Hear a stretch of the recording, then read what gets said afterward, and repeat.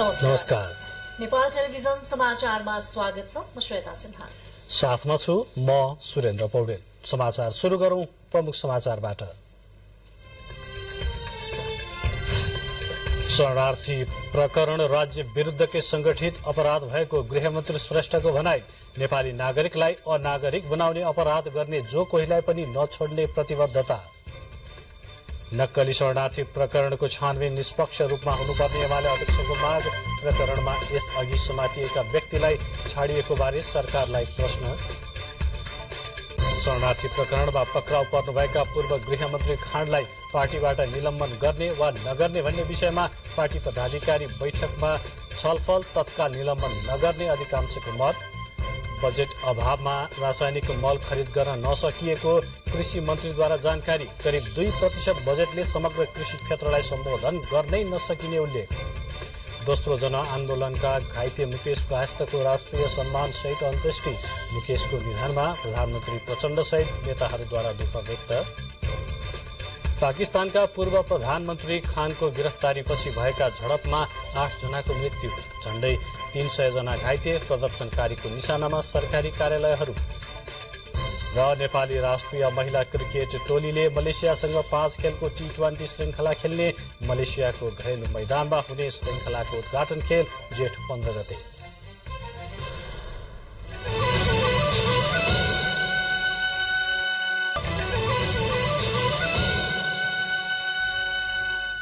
समाचार अब विस्तारमा। उप प्रधानमन्त्री एवं गृहमन्त्री नारायण काजी श्रेष्ठले नेपाली नागरिकलाई अनागरिक बनाउने कुकर्म गर्ने जो कोहीलाई नछाड्ने प्रतिबद्धता व्यक्त गर्नुभएको छ। नक्कली भुटानी शरणार्थी बनाएर अमेरिका पठाउने भनेर ठगी गर्ने गिरोहको सबै नेक्ससलाई कार्यवाहीको दायरामा ल्याइने बताउनुहुँदै उप प्रधानमन्त्री श्रेष्ठले संगठित अपराधको यो जालो तोड्ने बताउनुभयो। आज आफूसँग भेट गर्न पुगेका नेकपा एकीकृत समाजवादीका नेता तथा जनवर्गीय संगठनका प्रतिनिधिसँगको छलफलमा उहाँले यो राज्य विरुद्धकै अपराध भएको बताउनुभयो। दोषीलाई कुनै पनि हालतमा नछोड्ने र निर्दोष नफस्ने गरी सरकार अगाडि बढेको पनि उप प्रधानमन्त्री श्रेष्ठले बताउनुभयो। उप प्रधानमन्त्री श्रेष्ठले आफूलाई कुनै पनि नेताले दबाव नदिएको उल्लेख गर्नुहुँदै दबाव आए त्यसलाई थेगेरै भए पनि अनुसन्धान प्रक्रियालाई निष्कर्षमा पुर्याइने दृढता व्यक्त गर्नुभयो। शरणार्थी प्रकरणमा प्रधानमन्त्री पुष्पकमल दाहाल प्रचण्डबाट आफूले दह्रो साथ र आड भरोसा पाएको पनि उहाँले बताउनुभयो। भेटमा एकीकृत समाजवादीका नेताले अनुसन्धान प्रक्रियामा आफूहरूको पनि समर्थन रहने भन्दै उहाँहरूले कुनै पनि दबावको अगाडि नझुक्न उप प्रधानमन्त्री श्रेष्ठलाई सुझाव दिनुभयो। नेकपा एमालेका अध्यक्ष केपी शर्मा ओलीले नक्कली भुटानी शरणार्थी प्रकरणको अनुसन्धानलाई सहयोग गर्नका लागि पार्टीका सचिव टोप बहादुर रायमाझीलाई निलम्बन गरेको बताउनु भएको छ। ललितपुरको च्यासल स्थित एमालेको मुख्यालयमा आजदेखि शुरू भएको केन्द्रीय कमिटी बैठकमा सम्बोधनका क्रममा अध्यक्ष ओलीले नेपालीलाई राज्यविहीन बनाउने र विदेश पठाउने मानिस देशद्रोही भएकोले त्यही अनुरूप छानबिन हुनुपर्ने बताउनुभयो। उहाँले प्रधानमन्त्रीसँगको भेटमा दोषी नउम्कियोस् र निर्दोष नफसुन् भनेर आग्रह गरेको भन्नुहुँदै प्रकरणमा यसअघि समातिएका व्यक्तिलाई किन छोडियो भनेर प्रश्न पनि गर्नुभयो। दोषीलाई छोड्न खोजियो भने त्यसको विरोधमा पनि दृढताका साथ उभिन्छौँ, आन्दोलनमा उत्रिन्छौँ। हामी दोषीलाई निर्दोषलाई फसाउन खोजियो भने त्यसमा पनि हाम्रो समर्थन रहँदैन, हाम्रो विरोध हुन्छ। निर्दोषीलाई दोषी बनाउन खोज्नु अर्को कुरा। वैशाख 30 गतेसम्म चल्ने बैठकमा अध्यक्ष ओलीको राजनैतिक प्रतिवेदन, केन्द्रीय निकायको प्रतिवेदन, मिशन ग्रास रूटको प्रतिवेदन, प्रदेशको कार्ययोजना, केन्द्रीय सदस्यको कार्य विभाजन, पार्टी प्रवेशीको व्यवस्थापन लगायतका 10 वटा कार्यसूचीमा छलफल हुनेछ। यसैगरी नक्कली शरणार्थी प्रकरणमा पक्राउ पर्नुभएका नेपाली कांग्रेसका नेता एवं पूर्व गृहमन्त्री बालकृष्ण खाँडलाई पार्टीबाट निलम्बन गर्ने वा नगर्ने भन्ने विषयमा पार्टीको पदाधिकारी बैठकमा छलफल भएको छ। बैठक ठोस निष्कर्षमा नपुगेको भए पनि अदालतको फैसला आउनुभन्दा अघि खाँडलाई निलम्बन गर्न नहुनेमा अधिकांशको मत आएको पार्टीका सहमहामन्त्री जीवन परियारले जानकारी दिनुभयो। पार्टी सभापति शेरबहादुर देउवा निवासमा बसेको पदाधिकारी र पूर्व पदाधिकारी बैठकले खाँडले अनुसन्धानलाई सहयोग पुर्याएको भन्दै हाललाई निलम्बन गर्न नपर्ने कुरा भएको सहमहामन्त्री परियारले जानकारी दिनुभयो। हामी दोषीलाई चाहिँ तपाईको चाहिँ अनुसन्धानका क्रममा सत्य तथ्य छानबिन गरियोस्, अनुसन्धानलाई प्रभावित नपारियोस् कुनै पनि तर्फबाट, र अदालतले भोलि जे ठहर गर्छ त्यो कुरा हामीले चाहिँ सधैँभरि मान्न तयार छौँ। त्यसैले हामीले अनुसन्धानलाई सहयोग पुर्याउने कुरा हाम्रो पार्टीले अनौपचारिक कुनै बैठकले निर्णय गरेको त होइन, तर हामीले चाहिँ अनुसन्धानलाई सहयोग गराउने कुरामा हाम्रो पार्टीका पदाधिकारी पूर्व पदाधिकारी एकमत छ। पदाधिकारी बैठकले नागरिकता सम्बन्धी संशोधन विधेयक प्रमाणीकरणको वातावरण बनाउने र त्यसका लागि कानूनी परामर्श लिने निर्णय गरेको छ। त्यसैगरी संघमा गरिएको राजनीतिक गठबन्धन अनुरूप कोशी प्रदेश सरकार पुनर्गठन गर्ने बारे समन्वय गर्न पार्टीका दुवैजना महामन्त्री र सहमहामन्त्री भीष्मराज आङदाम्बेलाई जिम्मेवारी दिएको छ। बैठकमा पार्टीको नीति अधिवेशन बोलाउने र भातृ संगठनलाई पूर्णता दिने सम्बन्धमा पनि छलफल भएको छ। शरणार्थी प्रकरणपछि अब प्रतिनिधि सभाको प्रसंग बजेट अधिवेशन जारी छ र बजेटको प्राथमिकता तथा सिद्धान्तमाथि छलफल चलिरहेको छ। प्रतिनिधि सभाको बैठकमा तर राजनैतिक दलका शीर्ष नेतृत्वसँगै अधिकांश सांसदहरूको उपस्थिति भने न्यून हुने गरेको देखिएको छ। प्रतिनिधि सभामा हाल कायम रहेका 274 मध्ये नियमित बैठकमा उपस्थित हुने सांसदको संख्या न्यून भएपछि सभामुखले राजनैतिक दलका नेताहरूको ध्यानाकर्षण गराउनु भएको छ। प्रतिनिधि सभा सदस्य बन्नका लागि सधैँ लालायत हुने अधिकांश दलका शीर्ष नेताहरू प्रतिनिधि सभा बैठकमा भने कमै मात्र उपस्थित हुने गरेका छन्। मंगिर 4 गते सम्पन्न प्रतिनिधि सभाको निर्वाचनपछि पुस 25 गते यता बसेका 28वटा बैठक मध्ये करिब 50% बैठकमा मात्र दलका शीर्ष नेताहरू उपस्थित भएको तथ्याङ्कमा देखिन्छ। संघीय संसद सचिवालयका अनुसार प्रधानमन्त्री समेत रहनुभएका माओवादी केन्द्रका अध्यक्ष पुष्पकमल दाहाल प्रचण्ड जम्मा 10वटा बैठकमा मात्र उपस्थित हुनुभएको छ। नेपाली कांग्रेसका सभापति शेरबहादुर देउवा 12 र नेकपा एमालेका अध्यक्ष केपी शर्मा ओली 14वटा बैठकमा मात्र उपस्थित हुनुभएको छ। राजनैतिक दलका शीर्ष नेता मात्र होइन, अधिकांश सांसदहरू समेत नियमित रूपमा बैठकमा उपस्थित नै हुँदैनन्। प्रतिनिधि सभाको बैठक शुरू भएपछि सभामुख देवराज घिमिरेसँगै दिलेन्द्र प्रसाद बडु, बीना लामा, विनिता कुमारी सिंह, कान्तिका सेजुवाल, संगीता मण्डल, रामहरि खतिवड़ा, रुक्मणी बराइली, रघुजी पन्त, हितराज पाण्डे, ज्ञानु बस्नेत समेत जम्मा 11 जना सांसद मात्र नियमित रूपमा उपस्थित भएको हाजिरीमा देखिन्छ। तर अधिकांश सांसदहरू सबै बैठकमा उपस्थित नहुने र उपस्थित भए पनि बीचैमा बैठक छोड्ने गरेकाले कतिपय बैठक समेत प्रभावित हुने गरेका छन्। सभामुख घिमिरेले भने विभिन्न राजनीतिक दल र सरकारलाई संसदप्रति उत्तरदायी बनाउने विषयमा पटक पटक छलफल भएको बताउनुहुन्छ। पार्टीका नेताहरू खास गरी प्रमुख सचेतक, मुख्य सचेतकहरूलाई ध्यान आकर्षण गराउने, कन्भिन्स गर्ने, यसको महत्त्वलाई बताउने, बुझाउने हुन्छ र सरकारको प्रमुख भनेको प्रधानमन्त्रीजीलाई संसदलाई प्रभावकारी बनाउनको लागि तपाईहरूले जवाबदेही पूर्ण नगरेका योजनाहरू, कार्यक्रमहरू बनाउनुहोस्, सदनमा उठेका प्रश्नहरूको समयमा जवाब दिनुहोस् र तपाईहरू सदनप्रति अथवा संसदप्रति उत्तरदायी भएर काम गर्ने परिपाटीको विकास गर्नुपर्छ, गर्नुहोस् भन्ने हुन्छ र त्यो भइरहेकै छ। दलहरूकै उदासीनताका कारण मिनी संसदका रूपमा चिनिने प्रतिनिधि सभाका विषयगत समितिहरूले समेत अझै काम शुरू गर्न सकेका छैनन्। संसदबाट स्वीकृत भएका विधेयकलाई दफावार छलफलका लागि विषयगत समितिमा पठाइए पनि समितिका सभापति नै चयन हुन सकेका छैन। यसैगरी विषयगत समिति गठन नहुँदा संसदका धेरै कामहरू रोकिएका छन्। त्यसैले त प्रतिनिधि सभाको निर्वाचन सम्पन्न भएको 5 महिनासम्म पनि समितिहरू क्रियाशील हुन सकेका छैनन्। सलोजा दाहाल, नेपाल टेलिभिजन, काठमाडौँ। समाचारहरू बाँकी नै छन्, एकैछिन विश्राम।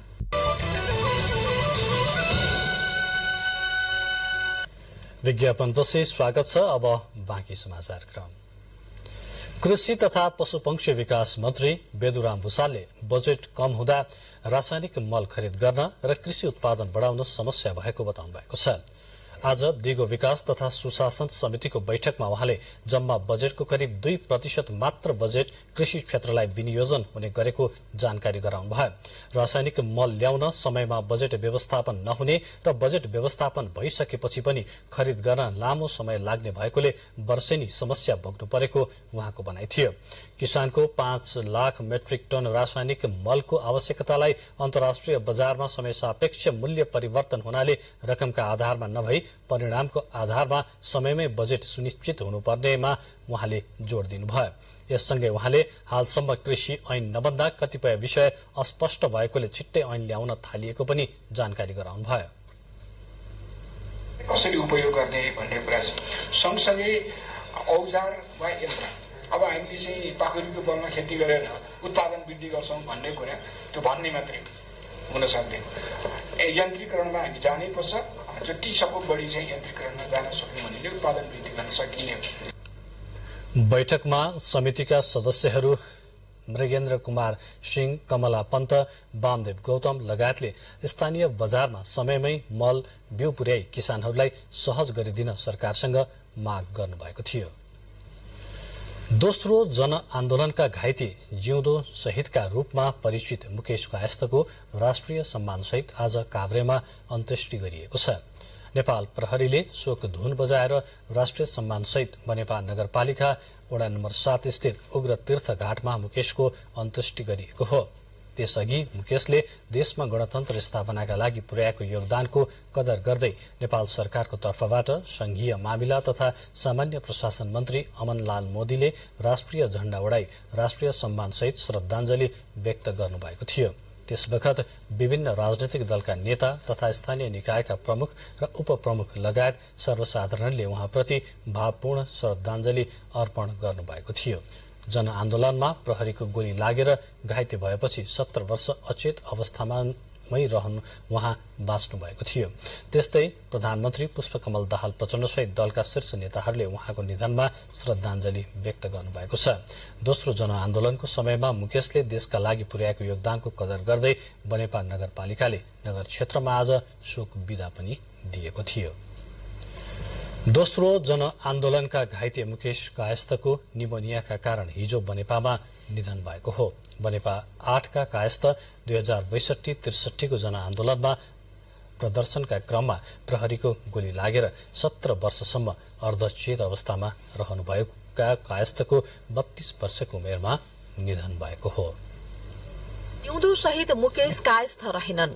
दोस्रो जनआन्दोलनका घाइते कायस्थको हिजो साँझ बनेपा स्थित शिर मेमोरियल अस्पतालमा उपचारका क्रममा निधन भएको अस्पतालले जनाएको छ। कायस्थ निमोनियाका कारण 3 दिनदेखि अस्पतालमा भर्ना भएका थिए। 2062-63 को 19 दिने जनआन्दोलनका क्रममा विक्रमसम्म 2062 चैत्र 27 गते बनेपामा भएको आन्दोलनमा प्रहरीले चलाएको गोली उनको कञ्चटमा लागेको थियो। गोलीका कारण अचेत बनेका उनलाई 11 महिनासम्म अस्पतालमा राखिएको थियो। गोलीका कारण उनलाई पक्षघात भएको थियो, जसका कारण त्यस यता उनी हिडुल समेत गर्न सक्दैनथे। गोली लाग्दा मुकेश 14 वर्षका मात्रै थिए। बनेपा नगरपालिका वडा नम्बर 8 स्थायी घर भएका मीरा कायस्थ र कृष्णमान कायस्थको छोरा मुकेश कायस्थ गोली लागेको 17 वर्ष लाग्दा पनि अर्धचेत थिए। सरकारले मुकेशको उपचार खर्च बापत 15,000 मासिक, एक सुसारेको लागि 6,200 भत्ता र 1 जना नर्स नियमित उपलब्ध गराउँदै आएको थियो।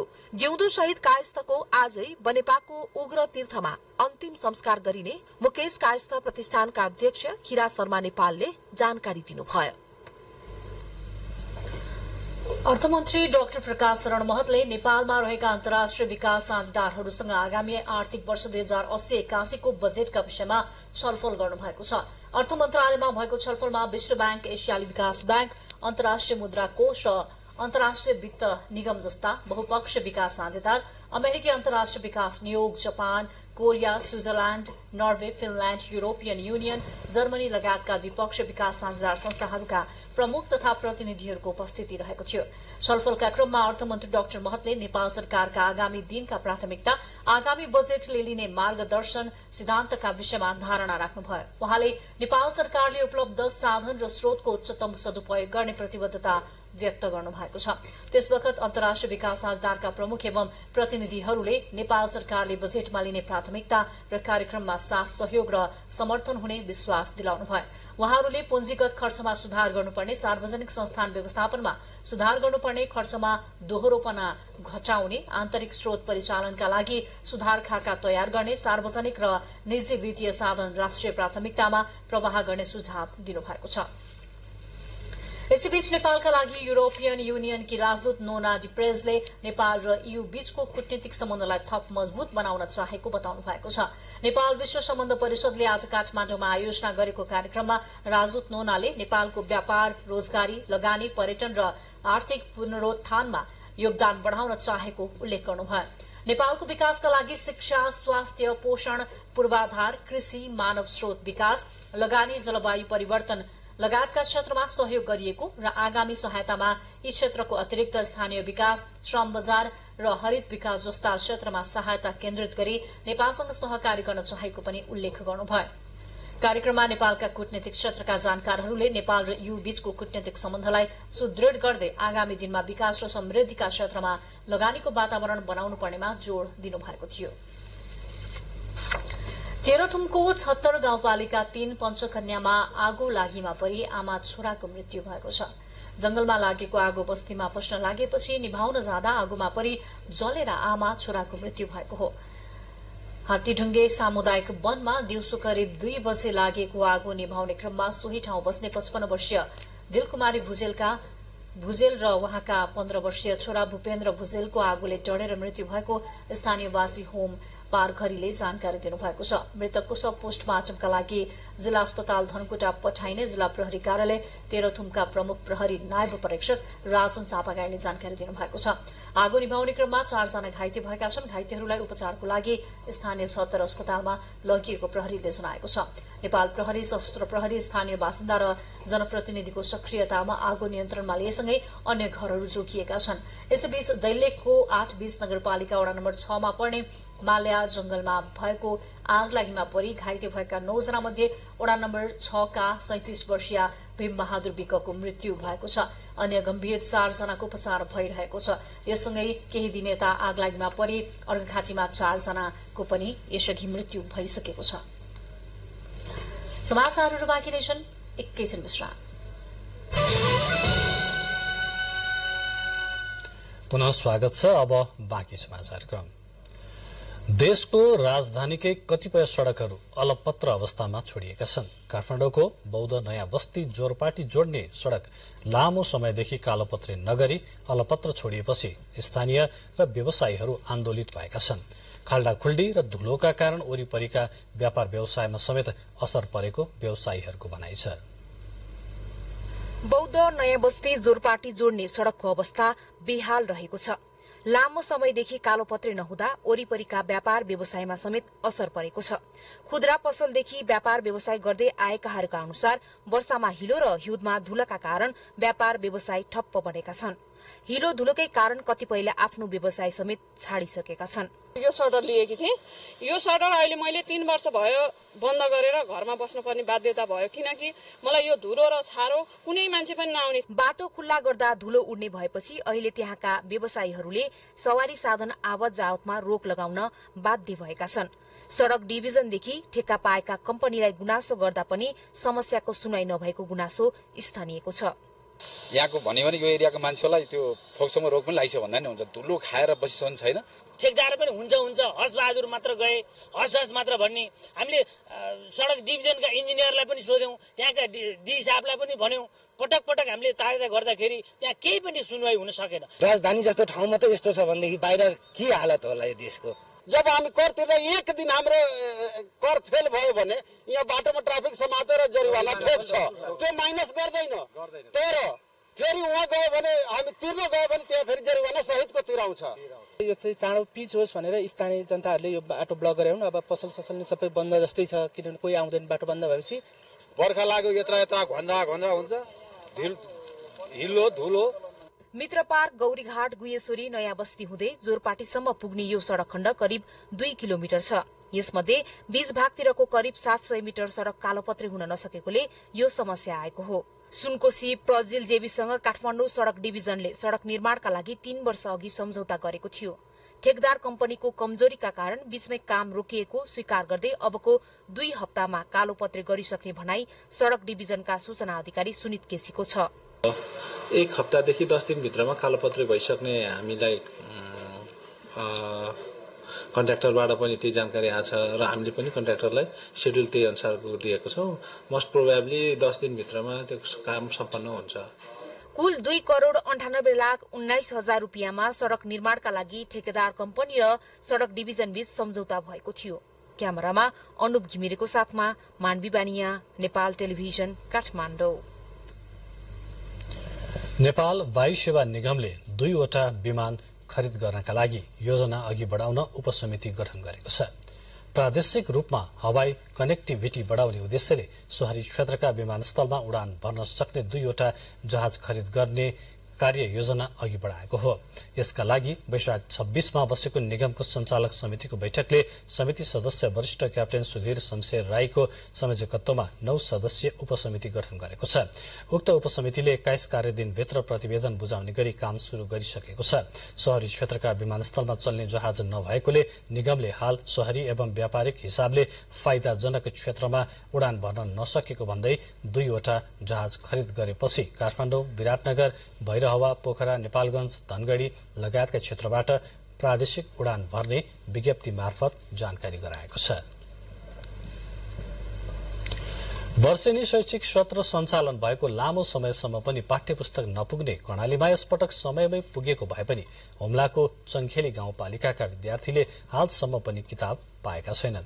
पालिका अन्तर्गत रहेका 22 वटा विद्यालयमा अध्ययनरत करिब 1780 जना विद्यार्थीको हातमा पाठ्यपुस्तक अझै नपुगेको हो। गाउँपालिकामा किताब पुगेर पनि गाउँपालिका र आपूर्तिकर्ता बीच समन्वय हुन नसक्दा विद्यार्थीहरू पाठ्य पुस्तक पाउनबाट वञ्चित भएका छन्। पालिका भरका विद्यालयका लागि ज्ञानु बुक्स एण्ड स्टेशनरीले गत चैत्र 27 गते नै पाठ्य पुस्तक चङ्खेलीमा पुर्याएको थियो। पालिकाले ठेकेदारसँग किताब खरिद नगर्न विद्यालयहरूलाई निर्देशन दिएपछि विद्यार्थीहरू पाठ्य पुस्तकबाट वञ्चित भएका हुन्। किताब आपूर्तिकर्ताले किताब खरिद गर्ने विषयमा पालिकासँग समन्वय नै नगरेको चङ्खेली गाउँपालिकाका शिक्षा तथा खेलकुद शाखा प्रमुख परशुराम पाण्डेले बताउनुभयो। ठेकेदारले किताब ल्याउनु पूर्व पालिकासँग समन्वय नगरेका कारण पालिका अध्यक्ष आफै किताब लिन जनक शिक्षा सामग्री केन्द्रमा पुग्नु भएको र अबको 2 दिनमा जनक शिक्षाबाट किताब ढुवानी हुने उहाँले जानकारी दिनुभयो। गण्डकी प्रदेशकै ठूलो अस्पतालका रूपमा रहेको पोखरा स्वास्थ्य विज्ञान प्रतिष्ठानको निर्माणाधीन आकस्मिक भवन अलपत्र पर्दा बिरामीहरूको उपचारमा समस्या भएको छ। करिब 10 करोड़ रूपियाँको खर्चमा भवनको 1 तल्ला ढलान भइसकेपछि दोस्रो चरणको रकम निकासा नहुँदा अलपत्र निर्माण कार्य अघि बढ्न नसकेको प्रतिष्ठानले जनाएको छ। गण्डकी प्रदेशकै ठूलो पोखरा स्वास्थ्य विज्ञान प्रतिष्ठानको निर्माणाधीन आकस्मिक सेवा भवन निर्माण कार्य अलपत्र पर्दा बिरामी उपचारमा समस्या भएको छ। अस्पतालको हाल सञ्चालनमा रहेको आकस्मिक भवन जीर्ण भएको कारण तत्काल उपचार गर्नुपर्ने र लामो समयसम्म भर्ना गरी उपचार गर्नुपर्ने अवस्थाका बिरामीहरूलाई जोखिम बढ्दै गएपछि नेपाल सरकारले 2 वर्ष अघि नयाँ भवन निर्माणको काम शुरू गरेको थियो। करिब 55 करोड़ रुपियाँको लगानीमा आकस्मिक सेवा, एक्सरे, अल्ट्रासाउण्ड, प्रयोगशाला एवं डायलिसिस गर्नुपर्ने बिरामीहरूको उपचारका लागि निर्माण गर्न लागि उक्त भवन हालसम्म करिब 10 करोड़ रुपियाँको लगानीमा 1 तल्ला ढलान भइसकेपछि दोस्रो चरणको रकम निकासा नहुँदा अलपत्र परेको हो। संघीय सरकारबाट निर्माण भइरहेको भवन 4 तल्लाको हेलिप्याड समेतको संरचना सहितको डिजाइनमा निर्माण हुने भए पनि बीचैमा भवन निर्माणको काम अलपत्र हुँदा बिरामी उपचारमा समस्या भइरहेको पोखरा स्वास्थ्य विज्ञान प्रतिष्ठानका निर्देशक डाक्टर भरत खत्रीले बताउनु भएको छ। 500 बेडको अस्पताल कम्तीमा 10% चाहिँ बेड 50 बेडको हुनुपर्ने, त्यसपछि एक्सरे ल्याबहरू, अल्ट्रासाउन्डहरू, अपरेसन कोठाहरू त्यही हुनुपर्ने, त्यो अहिले त्यहाँ केही पनि छैन। त्यहाँ चाहिँ गुजारा जस्तो गरेर चलाइरहेको छ। यही आर्थिक वर्षमा चाहिँ बजेट राखिदियो भनेदेखि हामीलाई कम्तीमा टेन्डर गरेर अलिक छिटो गर्न सकिन्छ, एमबिबिएस क्लास छिटो सुरु गर्न सकिन्छ भन्ने हामी चाहिँ लागिरहेको छौँ। हरेक दिन 1000 देखि 1200 सम्म विभिन्न रोगका बिरामी उपचारका लागि आउने सो प्रतिष्ठानमा निर्माणको काम समयमा सम्पन्न नहुँदा उपचारका लागि अस्पताल पुगेका सेवाग्राही र सेवा प्रदायकहरूलाई समेत समस्या भइरहेको पोखरा स्वास्थ्य विज्ञान प्रतिष्ठानले जनाएको छ। परशुराम शर्मा, नेपाल टेलिभिजन, गण्डकी प्रदेश, कास्की, पोखरा। सरकारले जग्गा कित्ता काट सम्बन्धमा गरेको निर्णय स्पष्ट नभएको भन्दै अहिले पनि जग्गा कित्ता काट बढ्न नसकेको भूमि सुधार तथा मालपोत कार्यालय विराटनगरले जनाएको छ। जग्गाको किनबेच बढ़ाउन सरकारले भू उपयोग नियमावलीमा केही संशोधन गरेको बताए पनि सोबारे कुनै परिपत्र नआएको मालपोत कार्यालयले जनाएको छ।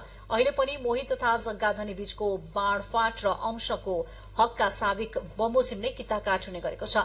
विराटनगर भूमि सुधार तथा मालपोत कार्यालय अन्तर्गतका पालिका मध्ये धनपालथान गाउँपालिका बाहेक अन्यमा जग्गाको वर्गीकरण भइसकेकाले वर्गीकरण अनुसार नै कित्ता काट भइरहेको भूमि सुधार तथा मालपोत कार्यालय विराटनगरका प्रमुख मालपोत अधिकृत दीपक कोइरालाले जानकारी दिनुभएको छ। बुलेटिनमा प्रमुख समाचार पुनः एकपटक।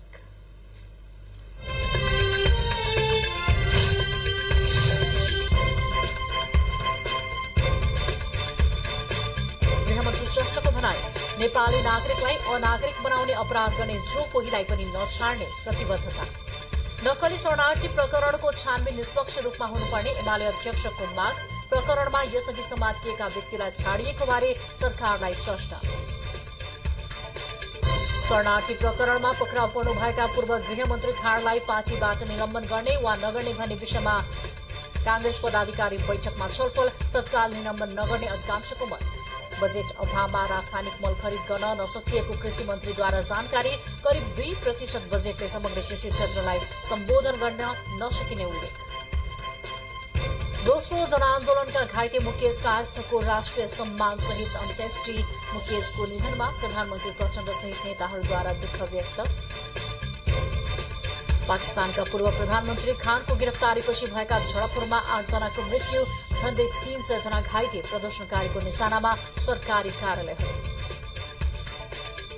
र नेपाली राष्ट्रिय महिला क्रिकेट टोलीले मलेसियासँग 5 खेलको T20 श्रृंखला खेल्ने। मलेसियाको घरेलु मैदानमा हुने श्रृंखलाको उद्घाटन खेल जेठ 15 गते।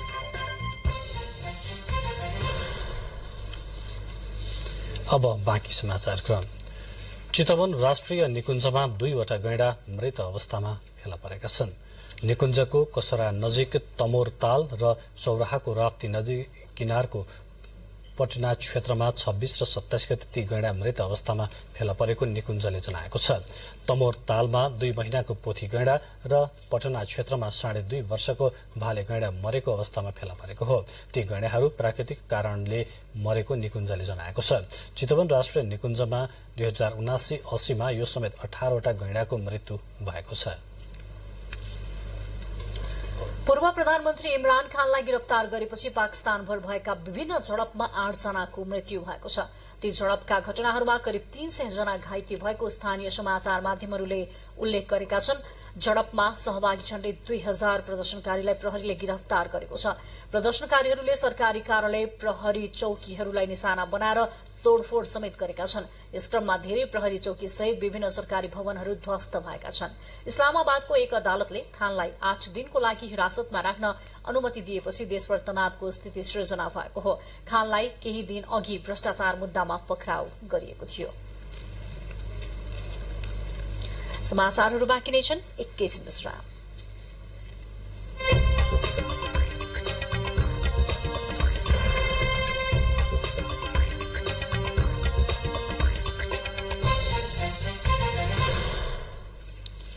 अब आर्थिक समाचार।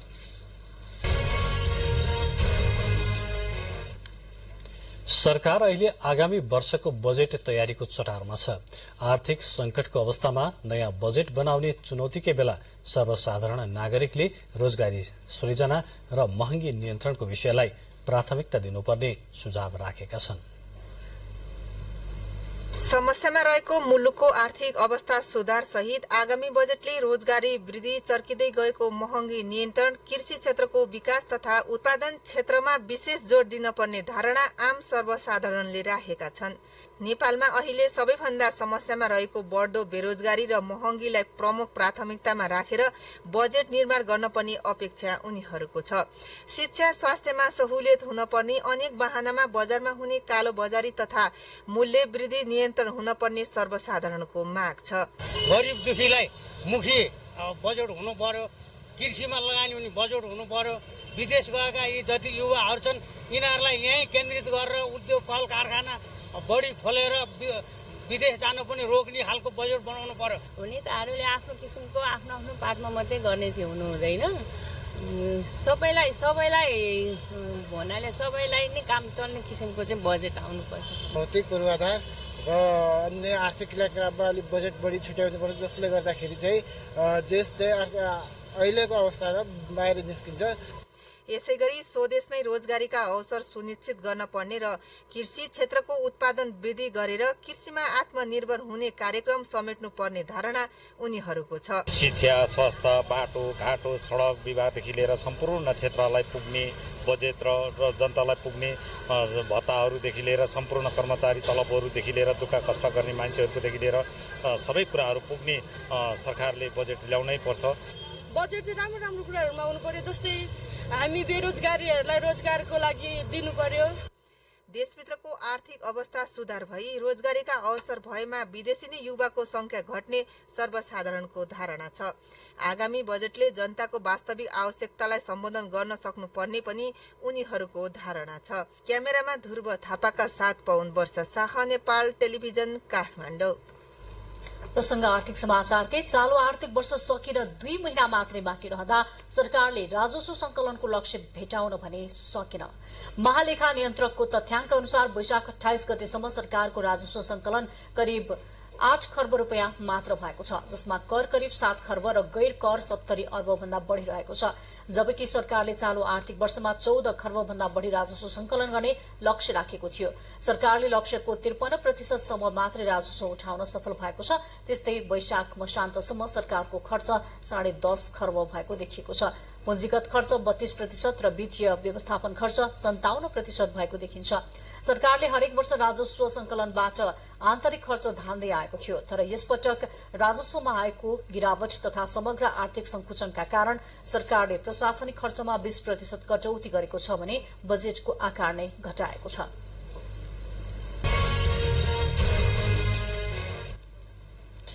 आर्थिक समाचारपछि अब खेलकुद समाचार।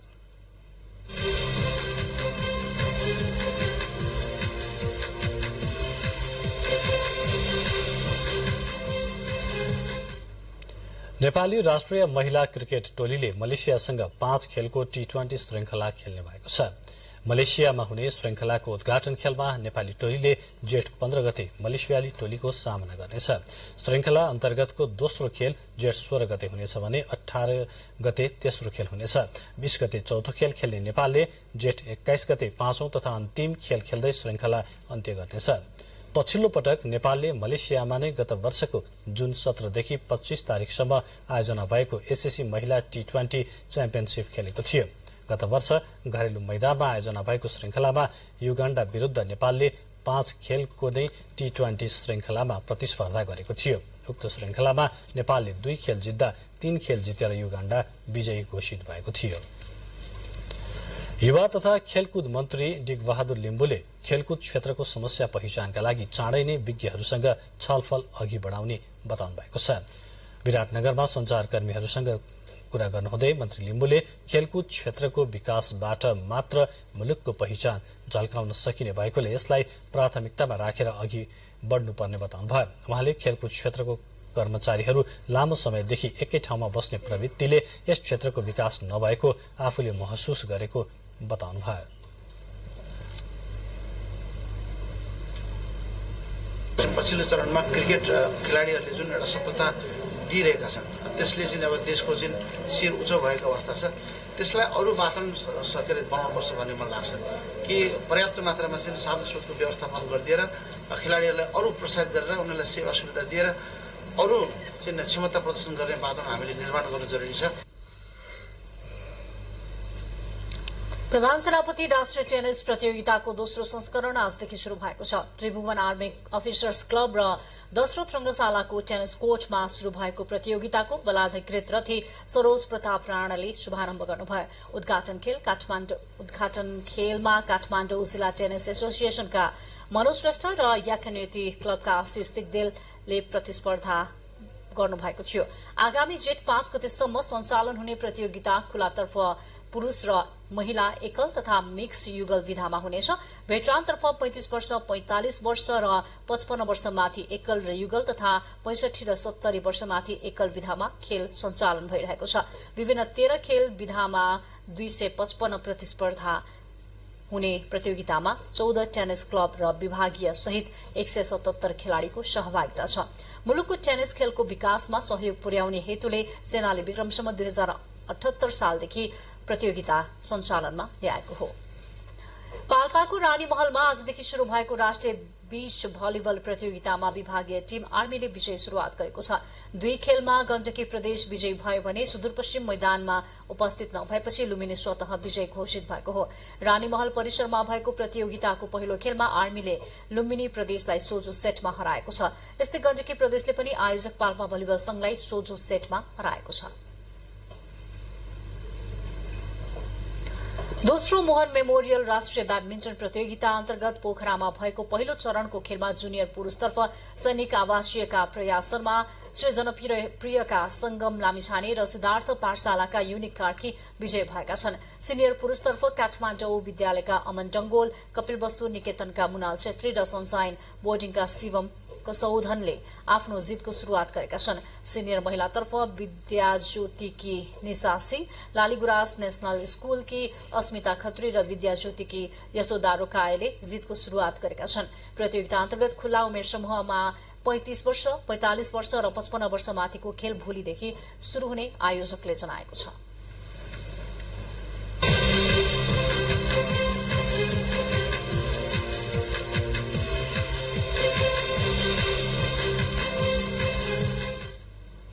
खेलकुद समाचारपछि अब मौसम सम्बन्धी जानकारी। देशभर आज राति मौसम सामान्यतया सफा रहने मौसम पूर्वानुमान महाशाखाले जनाएको छ। अब मौसम सम्बन्धी थप विवरण।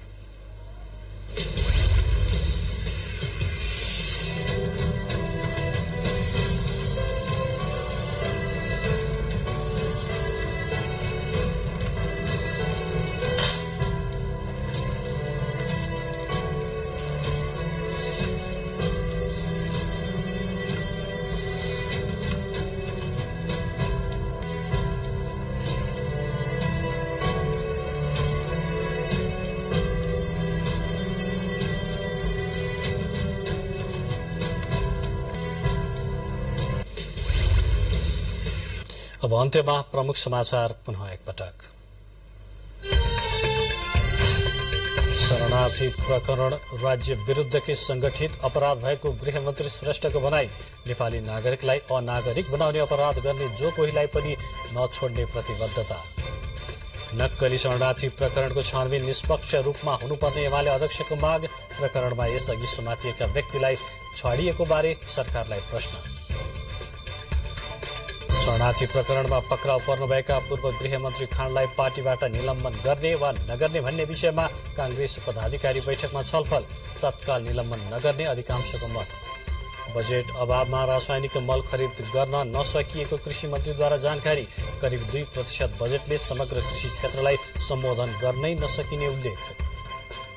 दोस्रो जनआन्दोलनका घाइते मुकेश कायस्थको राष्ट्रिय सम्मानसहित अन्त्येष्टि। मुकेशको निधनमा प्रधानमन्त्री प्रचण्डसहित नेताहरूद्वारा दुःख व्यक्त। पाकिस्तानका पूर्व प्रधानमन्त्री खानको गिरफ्तारीपछि भएका झडपमा 8 जनाको मृत्यु, झण्डै 300 जना घाइते। प्रदर्शनकारीको निशानामा सरकारी कार्यालयहरू। र नेपाली राष्ट्रिय महिला क्रिकेट टोलीले मलेसियासँग 5 खेलको T20 श्रृंखला खेल्ने। मलेसियाको घरेलु मैदानमा हुने श्रृंखलाको उद्घाटन खेल जेठ 15 गते। हवस् त समाचारको सिलसिला अहिलेलाई यति नै। हामी बिदा चाहन्छौं। नमस्कार।